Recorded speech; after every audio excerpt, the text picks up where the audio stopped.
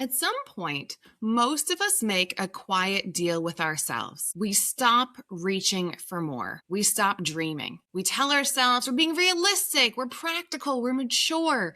This is just the way life is now. We tell ourselves everything is acceptable. And we convince ourselves to be grateful for it, all the while knowing that we are not living up to the life that we want. We're not growing. That acceptable feeling, I'm going to say it with love, that acceptable feeling is killing you slowly. And that's what we're talking about today. How to know when you need to make a change in your life when everything is fine. Hey there, I am Sass Schaefer, and this is Practice Your Positive Daily, the podcast where we train your energy so you don't go negative by default. I am Sass, keynote speaker, energy coach, Fortune 500 exec, single mom, blah, blah, blah.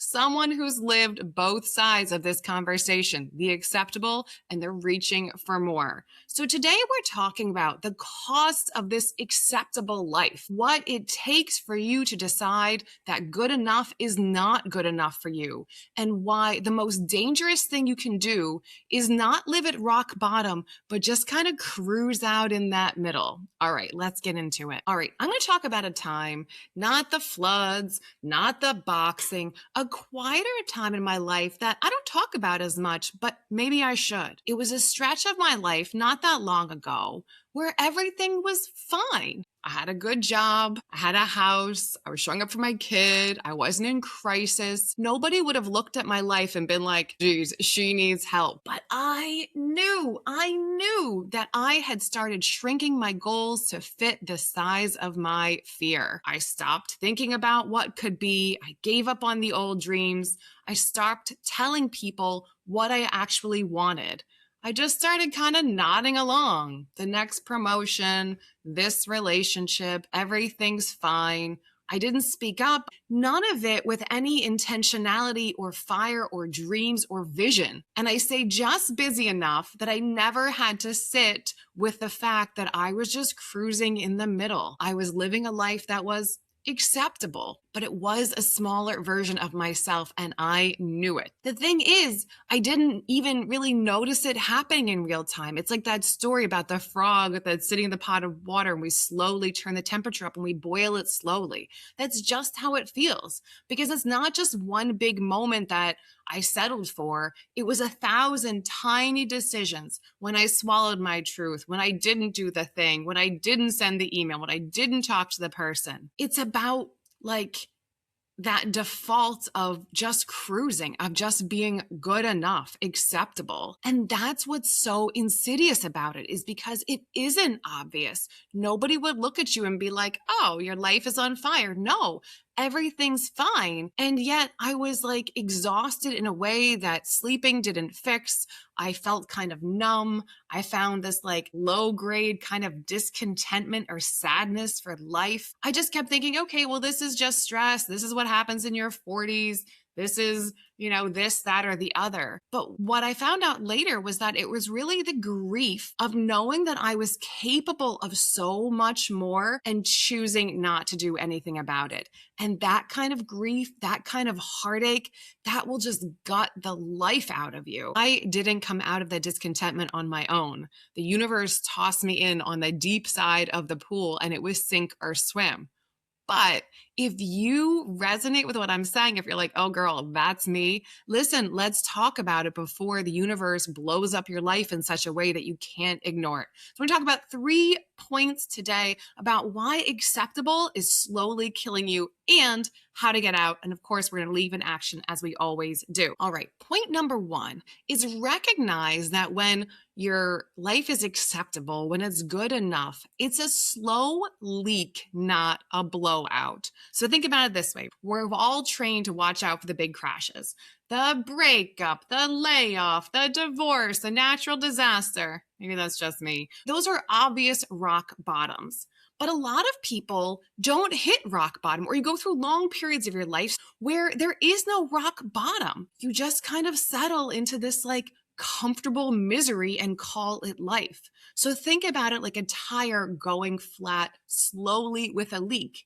There's technically nothing that dangerous about it, but you'll feel that slow leak of your vital life force every single day. And you'll know this is happening is if you talk about your life or you talk about changes or you talk about dreams and you say things like, oh, I'm just being realistic. Or maybe when the kids move out of the house, or, I've got responsibilities, or, oh, this is just what adult life is like. No, it's not. Because if it were, then you wouldn't feel that wired but tired, that scrolling fill the void. You would be actually content with your life. And so if you feel a low grade discontentment with life in general, that is the low hum of dissatisfaction. That is letting you know that there's a gap between what you truly want and the life you are leading. So look for the slow leak. All right. Point number 2, the cost is bigger than you think. This isn't about, guilt or shame. This is about minimizing yourself. This is about taking your needs, taking your dreams, taking your desires, taking your potential and being like, it's not that important, or I couldn't do it, or, oh, this relationship is good enough. It's not a big loss. It's not that you betted all your money on the entrepreneurship and it didn't work out. It's not that you published your book and it didn't work out. It's not that you had a relationship and you got divorced. It's the dissatisfaction of never going after those things. And that costs you so much. It's like interest on these small choices that just compounds over time. So every day that you are not living in your truth, that you're not going after your dreams, that you're just ho-humming through life, that is like interest in a bad way. That's compounding. And you're going to model this to everyone around you. So your kids, your family, your spouse, your partner, people at work. This like, oh, this is just the way it is. Everyone around you is learning that too. And you're all kind of just hanging out in this like mid-grade tepid level. And that is enough to drive you crazy. All right. And point number 3, you don't need a sign. You don't need the house to fall on you, the layoff, the big blow up. You don't need a cosmic, a commercial that says your name and tells you your dream life. Like, you don't need a big sign. You need to make a decision. You will never feel ready. I know everyone says this, and oh boy, they are not lying. You will never feel ready. There is never a right moment to start a diet, to go for the promotion, to write your book, whatever you want to do. There is never a perfect time. It becomes the perfect time when you decide, when you say, you know what, I'm going to do this. And it doesn't have to be that you're setting this huge goal necessarily, but just that you decide to do something and giving yourself that permission, making that decision. Again, not a huge dramatic moment, but it's a decision that you make in your mind that you are like, you know what? I'm going to be uncomfortable on purpose. We don't get stronger in those early reps, those easy reps. We get stronger when it's uncomfortable. We get stronger when we're pushing past our current limits. So if you want to get stronger, if you want your life to be exciting, if you want to feel dreams fulfilled, you want the zest of living this one life,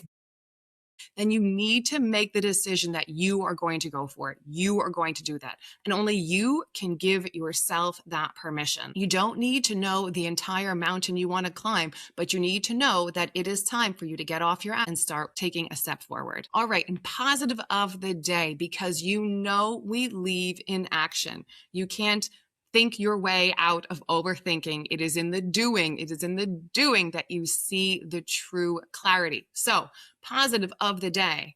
And I want you this one for realsies, okay? Grab a piece of paper or your notes app and write down one area of your life where you have quietly just accepted it. You have quietly settled for less than what you want. Not where things are hard, not where you're struggling, but where you're just like cruising at that mid-level, that tepid water. It could be your career, or your health, or a relationship, or a dream that you stopped pursuing or stopped sharing out loud, but write it down.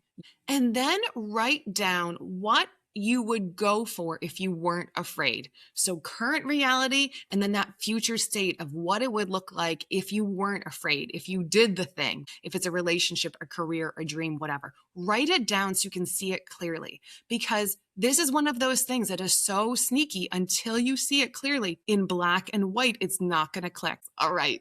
This is a good one. As always, I say these things to you, but really I'm just saying them to me. The cost of acceptable isn't always loud. It is a quiet, death of your one precious human life. So stop settling, stop feeling that low grade discontentment, and let today be the day of your decision to start moving on your potential, living your dreams, going for what you truly want in this one life, and you deserve it. If this landed, send this to a friend who maybe is in the same boat as you, just cruising on the SS acceptability when really you could be on the dream boat, the dream boat of your dreams. You could be on the cruise ship of your dreams. I don't know. All right. I love you. Keep your heart open, and I will see you at practice. Mwah.